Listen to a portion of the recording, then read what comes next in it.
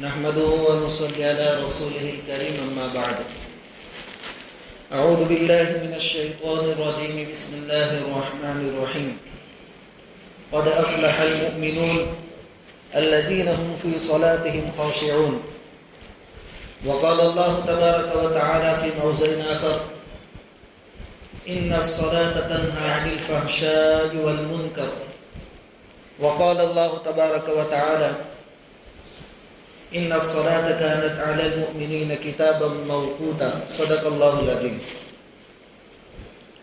بزرگوں اور پیارے بھائیوں، اللہ رب العزت کا بے انتہا کرم اور احسان ہے کہ اللہ تبارک و تعالی نے ہم سب کو ایمان کی دولت سے نوازا ہے.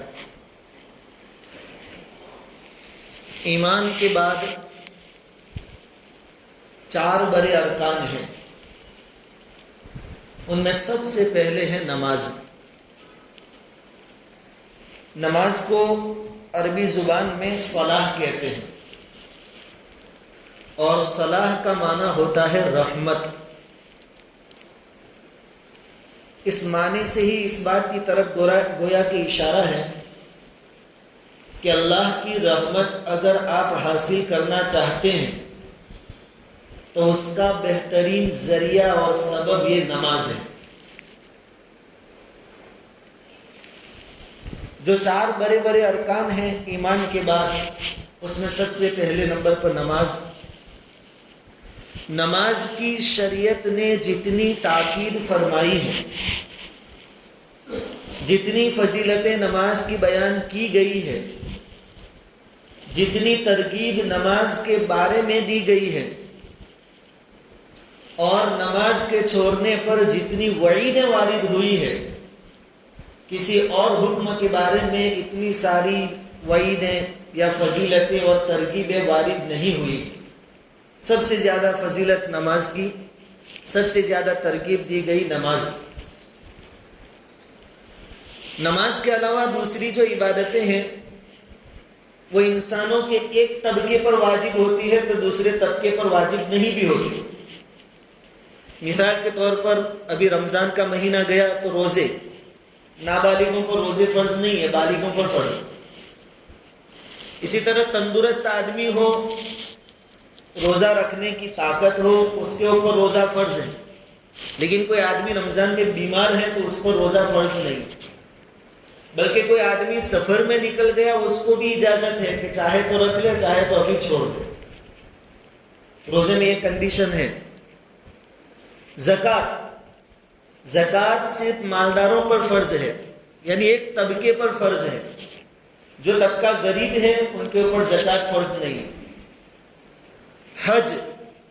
حج میں بھی 2 شرطیں پائی جائے تو آپ کو حج کرنا ہے. ایک تو تندرستی، یعنی وہاں تک جانے آنے کے آپ کے اندر صحت تندرستی ہو، اور دوسرا وہاں آنے جانے کا خرچہ آپ برداشت کرتے ہو، اور آپ جتنی مدت وہاں رہیں گے مکہ اور مدینہ میں، وہاں تک اپنے گھر والوں کے خرچے کی بھی آپ کے اندر طاقت ہو تو آپ پر حج فرض ہے. لیکن جس طبقے کے پاس یہ چیزیں نہیں ہیں، یہ فیسیلیٹیز نہیں ہیں، اس پر حج فرض نہیں.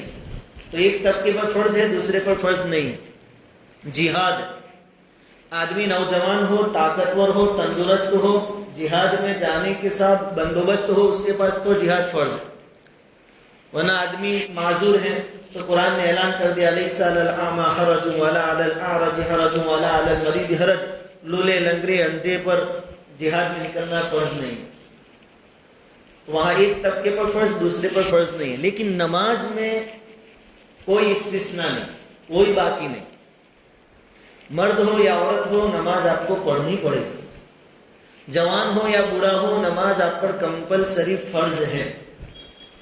تندرست ہو تو بھی پڑھنا ہے، بیمار ہو تو بھی پڑھنا ہے.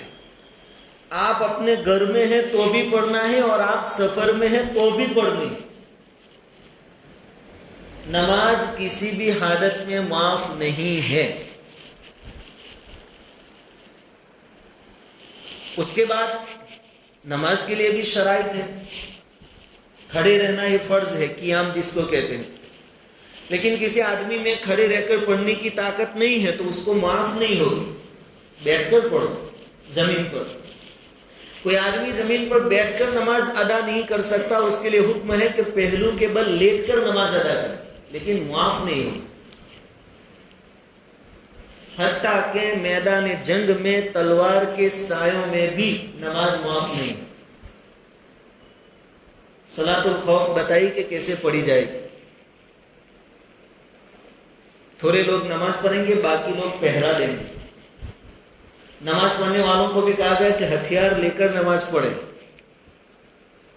اگر دشمن کا حملہ ہو تو اپنا دفاع بھی کرنا ہے، لیکن یہ نہیں کہا کہ بعد میں پڑھ لینا۔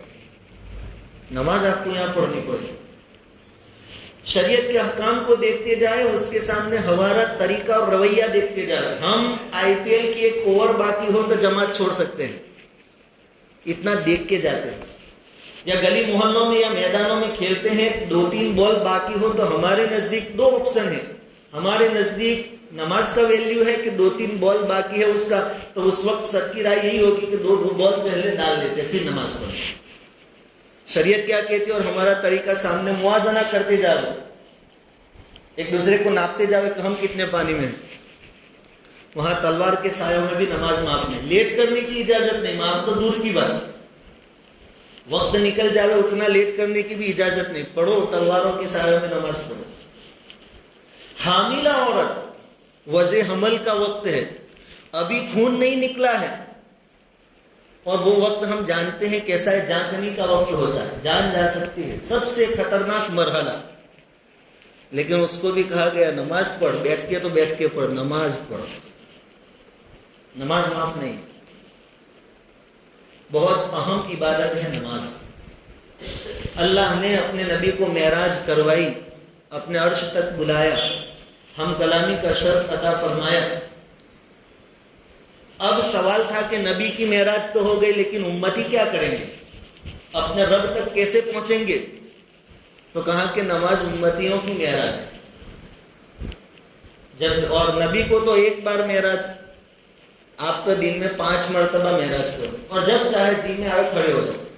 آج کے دور میں ہر آدمی چاہتا ہے کہ میں بولوں اور دوسرے سنیں، یعنی میری بات چلے، میں کسی کی نہ سنوں۔ یہ معاملہ اللہ تعالیٰ ہم کو یہ فیسلٹی دیتا ہے کہ نماز میں تو بول، میں سنوں گا، میں کچھ نہیں بولوں گا، تو بولتا جا، قرآن پڑھتا جا، سامنے کوئی نہیں بولے گا، تو بول۔ رونا ہو، مسکرانا ہو، جنت کا تذکرہ ہو، ہنسنا ہو، مسکرا لے، عذاب کی بات آئے تو رو لے، میں سنتا جاؤں گا، تو بولتا جا، کوئی ڈسٹرب نہیں کرے۔ سنسار میں ایسا نہیں ہوگا، آپ 4 بات بولیں گے تو ایک سامنے کوئی بولے گا بہت ہو گیا بھائی بیٹھ جائے، لیکن یہ فیسلٹی اللہ تعالیٰ نے نماز میں، اللہ خود سنتا ہے۔ اور پھر دنیا کے ہر مسئلے کے لیے نماز۔ آدمی کا انتقال ہو گیا، اب اس کو سب سے زیادہ ضرورت ہے اللہ کی رحمت کی، اور ضرورت ہے کہ اس کی مغفرت کی سفارش اللہ کے سامنے بندے کرے، تو جنازے کی نماز۔ جنازے کی نماز کیا ہے؟ ہم سب مل کے میت کے لیے سفارش کر رہے ہیں کہ اللہ اس کو معاف کر دے۔ آدمی پریشان ہے، تنگی کا مسئلہ ہے، یا اولاد کی لائن سے، یا روزی روٹی، یا کوئی بھی پریشانی ہے، کہا کہ صلاۃ الحاجت پڑھو، پھر اللہ سے دعا کرو۔ بہت گناہ ہو گئے، زندگی گناہوں میں گزاری، پھر احساس ہوا کہ جس رب نے ہمیں اتنا نوازا، ہم نے اس کی اتنی نافرمانی کی، اب توبہ کرنی ہے، تو حضور نے فرمایا صلاۃ التوبہ پڑھو، وہاں بھی نماز۔ اللہ تک پہنچنے کے جتنے راستے ہیں، اس کا اینڈ یا شروعات جو بھی کہو نماز ہے۔ کسی مسئلے میں سمجھ میں بات نہیں آ رہی کہ کرے یا نہ کرے، کرے تو بہتر ہے، نہ کرے تو بہتر ہے، تو وہاں شریعت نے بتایا صلاۃ الاستخارہ پڑھو، اللہ سے مشورہ کر لو، اور استخارے کی نماز پڑھنے کے بعد آپ کے معاملات صاف ہو ہی جاتے ہیں، دل کسی ایک طرف مائل ہو جاتا ہے۔ دنیا میں کسی آدمی کے پاس مشورہ کریں گے تو دنیا والوں کی ذہن، ان کی سوچ محدود ہوتی ہے، لمیٹڈ ہوتی ہے، لیکن اللہ تو سب کچھ جانتا ہے کہ اس کے لیے بھلا کیا ہے، برا کیا ہے۔ ڈائریکٹ مشورہ لے لو اللہ رب العزت سے، صلاۃ الاستخارہ۔ ہر باب میں نبی کریم صلی اللہ علیہ وسلم نے خود بھی عمل کر کے بتایا۔ صحابہ کرام فرماتے ذرا سی ہوا تیز چلتی تو حضور سیدھے مسجد دوڑتے، بادل نظر آتے تو لوگ تو مسکراتے کہ اب بارش آئے گی، اللہ کی رحمت برسے گی اور ٹھنڈک ہو جائے گی، لیکن حضور مسجد پہنچ جاتے۔ غالباً حضرت عائشہ رضی اللہ تعالیٰ عنہ نے پوچھا تھا کہ آپ بادل دیکھ کر بھی مسجد چلے جاتے ہیں؟ یہ تو اللہ کی رحمت کی نشانیاں ہیں کہ بارش برسے گی۔ حضور نے فرمایا تھا کہ اگلی قوموں میں بعض قومیں وہ بھی تھی جن کو بارش کے عذاب پہ ہلاک کیا گیا، جب ان کے اوپر بھی بادل آئے تو وہ بجائے توبہ استغفار اور رونے دھونے کی خوش ہو رہے تھے کہ دیکھو ہمارے اعمال غلط ہوتے تو یہ بارش نہیں آتی، بادلوں کو دیکھ کر ان کو دھوکہ ہو گیا تھا۔ ہر لائن سے نماز، اور اس کی اہمیت کیوں ہے؟ نماز کے ایک ایک رکن میں آدمی غور و فکر کرے تو آدمی اپنا سب کچھ اللہ کے سامنے ڈال دیتا ہے، پورے ہتھیار ڈال دیتا ہے۔ آدمی قیام میں کھڑا ہے، ہاتھ باندھ کے کھڑا ہے، اس وقت اس کی پوزیشن ایسی ہوتی ہے جیسے کہ ایک غلام اپنے آقا کے سامنے کھڑا ہو، ہاتھ باندھ کر اپنے عاجزی کا اظہار، ہاتھ باندھ کر کھڑا ہے، نگاہیں نیچی ہے۔ ہم جب بڑے آدمیوں کے سامنے جاتے ہیں تو نگاہوں سے نگاہ نہیں ملاتی، ادب کے خلاف ہوتا ہے، آدمی نیچی نگاہ سے کھڑا ہوتا ہے۔ یہاں اللہ کے سامنے آدمی کی نگاہ نیچی ہے، زبان اللہ کے ذکر میں، اللہ اکبر سے لے کر السلام علیکم تک اللہ کی تعریف، اس کی حمد، نبی پر درود، توبہ استغفار، سب کچھ آ گیا نماز۔ اس کے بعد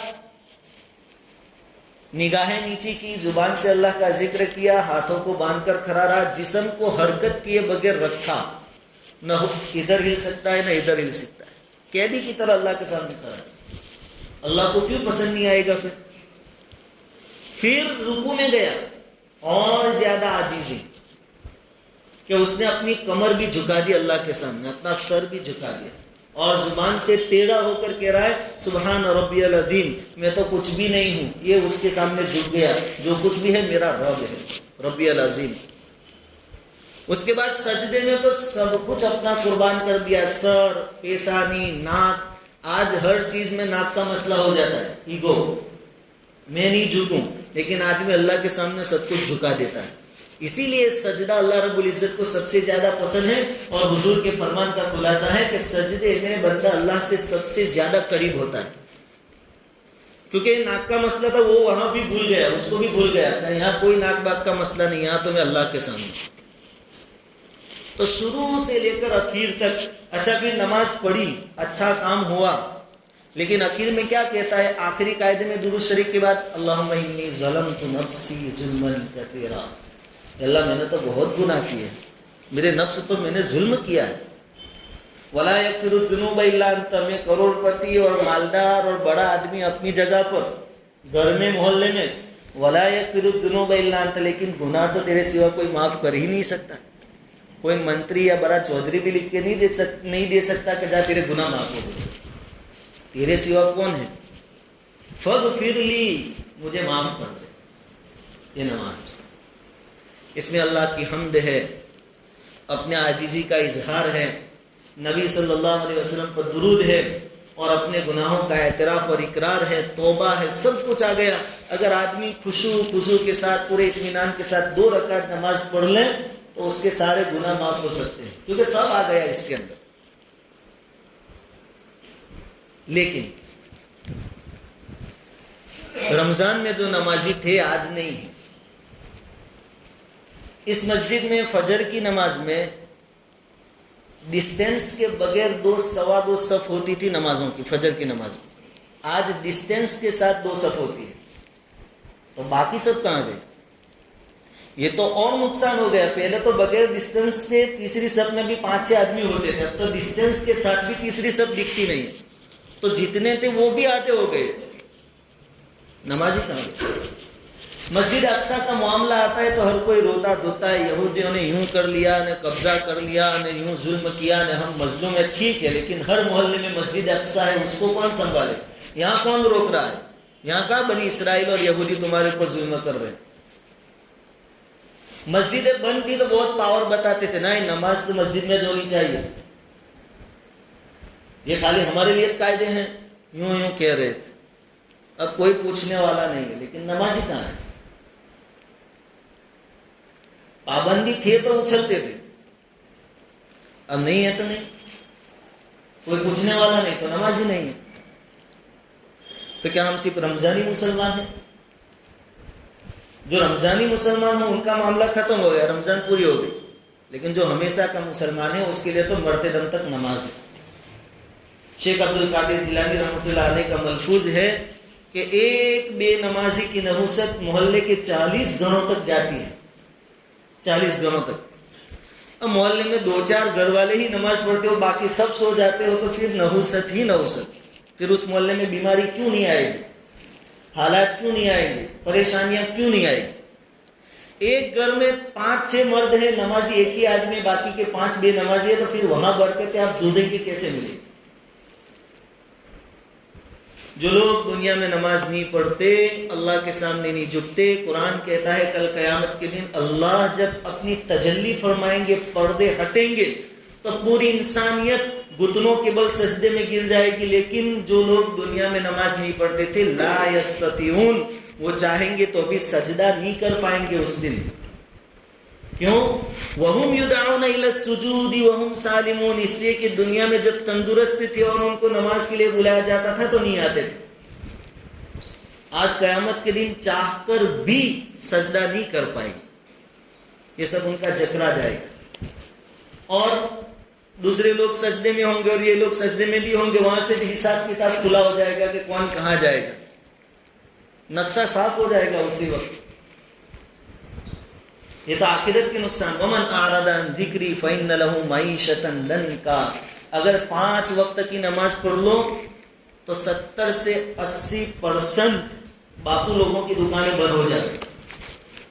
جو لوگ میری یاد سے اعراض کرتے ہیں، دور رہتے ہیں، میرے سامنے 5 مرتبہ جھکنے بھی راضی نہیں، فإن له معیشۃ ضنکا، میں اس کی روزیوں کو تنگ کر دیتا ہوں.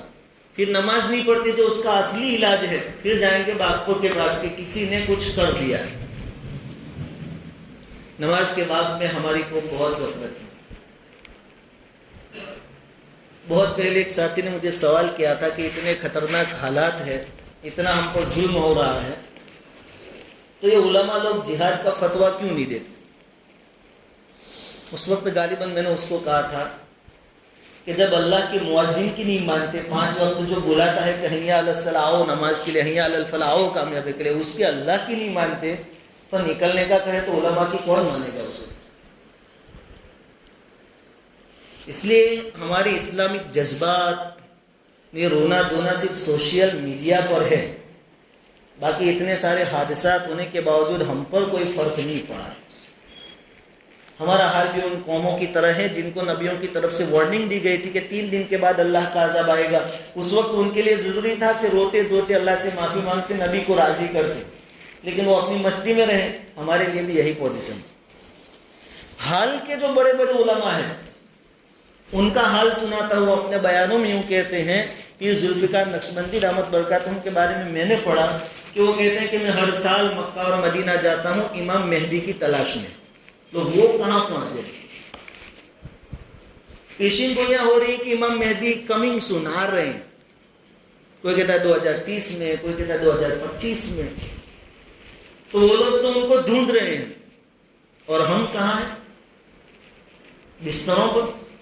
صبح میں محلے میں چکر لگاؤ، کرفیو جیسا پوزیشن ہوتا ہے، 2-3 گھروں کے علاوہ کوئی کھلا نہیں ہوتا. لگتا نہیں کہ کسی مسلمان کے محلے میں ہم ہیں یا آئے ہیں یا رہتے ہیں. تو بڑے بڑے علماء امام مہدی کو ڈھونڈ رہے ہیں. بہت بڑے عالم مولانا سجاد نعمانی صاحب کا میں نے سورہ کہف کے بارے میں پڑھا. انہوں نے بتایا کہ سورہ کہف میں بہت بڑے اشارات ہیں. ایک مثال کہ سورہ کہف ہے 15ویں پارے میں جہاں آدھا ہوتا ہے. سورہ کہف کی فضیلت میں یہ بھی ہے کہ جو آدمی ہر جمعہ کو اس کی تلاوت کرے گا، پڑھے گا، پابندی سے دجال کے فتنے سے محفوظ رہے گا. سورہ کہف ہے 15ویں پارے کے آدھے پر، اور یہ ہے 1442. یہ 15ویں صدی آدھی ہونے آئی ہے. اشارات دیکھیں، وہ ہر ایک کی نظر نہیں پہنچتی، وہ ہمارے بڑے ان کی نظریں کہاں پہنچتی. 8 سال کے بعد 1450 یعنی ساری 14 صدی پوری ہو جائے گی. اس کے بعد حضرت نے فرمایا کہ دجال کا جو تذکرہ ہے اور فتنوں کا جو تذکرہ ہے وہ 16वें पारे से पहले खत्म हो जाता है, यानी 15 सिपारे पूरे हुए, 16वां शुरू होता है, वहां से तो मूसा अलैहिस्सलाम और हजरत खिज़र का वाक़या शुरू हो जाता है। तो इसमें भी इस बात की तरफ इशारा हो सकता है कि दुनिया शायद 1500 साल पर खत्म हो जाए। ये तो उनकी नजरें हैं, लेकिन हम सबको तो इसके साथ कोई ताल्लुक ही नहीं। ईसाई लोग बाकायदा चौराहों पर, 4 रास्तों पर बैनर लगाते हैं, बल्कि ट्रैफिक सिग्नल जो आते हैं वहां लिखते हैं जीसस इज कमिंग, कि ईसा अलैहिस्सलाम आ रहे हैं, इंतजार में। यहूदी लोग प्लानिंग के साथ आगे बढ़ रहे हैं, क़यामत से पहले मस्जिद अक्सा मुसलमानों के हाथों से जाएगी, और अभी का पोजीशन ये है कि जाने के बिल्कुल करीब, कभी भी जा सकते। वो दज्जाल के इंतजार में है कि वो आवे तो हम पूरी दुनिया पर हुकूमत करें, और हमारे हर तरफ ऐसे भी साजिशें ही साजिशें हैं, लेकिन उसके सामने हमारी तैयारी कुछ भी नहीं है। इसलिए मेरे भाइयों, गफलत का वक्त नहीं है। ये बातें हमारे सामने बार बार आती हैं। कम से कम एक मुसलमान नमाज तो पढ़े, 5 वक्त की नमाज, और नमाज के आगे पीछे की सुन्नतें। हम दुनिया भर की बहसें एक दूसरों के साथ करते हैं, एक दूसरों के साथ दूसरी फिक्रें शेयर करते हैं, बातें करते हैं, लेकिन खुद की फिक्रें नहीं करते। एक लतीफ़ा सुनाकर अब की बात को खत्म कर दूं कि 2 बूढ़े एक दुकान के बाहर बैठकर बहुत हंस रहे थे, आपस में बातें करके बहुत हंसते थे। एक आदमी वहां से गुजरा, जान पहचान वाला था, देखा कि दोनों बहुत हंस रहे हैं तो खड़ा हो गया, पूछा क्या बात है भाई। वो दोनों बूढ़ों ने कहा कि हमने देश की तरक्की के लिए एक बहुत अच्छा प्लान तैयार कर लिया है। देश को बर्बादी से बचाना हो, तरक्की करनी हो, तो बहुत अच्छा प्लान हमारे पास है। तो उस आदमी ने कहा कि बताओ क्या प्लान है। तो उसमें से एक बुढ़ा बोला कि सबको जेल खाने में डाल दिया जा रहा, सबको, और साथ में एक गधा भी जेल में डाला जा रहा। तो वो जो आदमी था वो हैरान होकर पूछने लगा कि गधा क्यों? सबको डालो वो तो समझ में आते, साथ में गधा क्यों? वो दोनों बूढ़े और हंसने लगे, बहुत हंसे। फिर थोड़ी देर के बाद एक बोला कि देख, मैंने कहा था कि सबको गधे की फिक्र, अपने बारे में नहीं पूछते कि हम क्यों जेल में जा रहे, पूछते हैं गधा क्यों। इसलिए सब दूसरों की फिक्र में है, लेकिन खुद नमाज जैसी नमाज में खुद की फिक्र भी नहीं। गधा क्यों भाई, हम क्यों जा रहे जेल में, पहला सवाल। इसलिए मेरे भाइयों, नमाज जो अल्लाह रात को इतना अच्छा खिलाता है, लॉकडाउन जैसे लॉकडाउन में बेहतरीन नेमतों से अल्लाह ने नवाजा, बल्कि जो पहले हम नहीं खाते थे वो भी अल्लाह ने खिलाया। ईद की खुशियां हमें नसीब फरमाई, तरह तरह की नेमतें, खाना पीना, ठंडा पानी, ये एसिया, ये पंखे, ये सब कौन? अल्लाह ने दिया। अब उसके सामने हम 5 मरतबा सजदे में सर न रखें, या रखें भी तो दिखलावे के लिए। फवैलुल लिल मुसल्लीन, हलाकत है उन नमाजियों के लिए, अल्लज़ीना हुम अन सलातिहिम साहून, जो अपनी नमाजों में सुस्ती करते हैं, बल्कि वो दिखलावा करते हैं। वल्लज़ीना हुम युराऊन, जुमा में भी इसलिए आते हैं हफ्ते में 1 मरतबा के कोई देख लेगा तो कहेगा कि मुसलमानों के जुम्मा भी नहीं पढ़ता, इसलिए 2 रकात पढ़ने के लिए आ जाते, बाकी वो भी नहीं आते, बहुत सारे ऐसे भी। इसलिए मेरे भाइयों, ये गफलत की इंतहा है। कम से कम अपने आप को दुरुस्त करें। दुनिया कहाँ से कहाँ पहुँच रही है, और बहुत नाजुक हालात भी है आगे। हमारे जो बड़े हैं उनके बयानात सुने, दुनिया कहाँ जा रही है उसके नक्शे वहाँ उनके बयानों से हमें समझ में आएंगे, और अपने आखिरत की फ़िक्र करें। अल्लाह रब्बुल इज़्ज़त हर एक को हाजी नमाजी बनाए। वो सुन्नतों के बारे में असल में कहने वाला था, वो मैं भूल गया था, इकबाल चाचा नहीं याद दिलाया। कभी आए लेट और सलाम फेरेंगे इमाम साहब और दुआ हो जाएगी, फिर आधी मस्जिद खाली हो जाएगी। मेरे ख्याल से नौजवानों ने मस्जिद का सब कारोबार बूढ़ों के हवाले कर दिया कि तुम संभालो, तुम्हें वहाँ तक, हमें कोई प्रॉब्लम नहीं। ऐसा न करें। हमारी नमाज नाकिस है, सुन्नतें और नवाफिल इसलिए हैं कि नमाज में जो नुकसान रह गए उसकी तलाफी हो जाए, तो सुन्नतों की भी पाबंदी करें।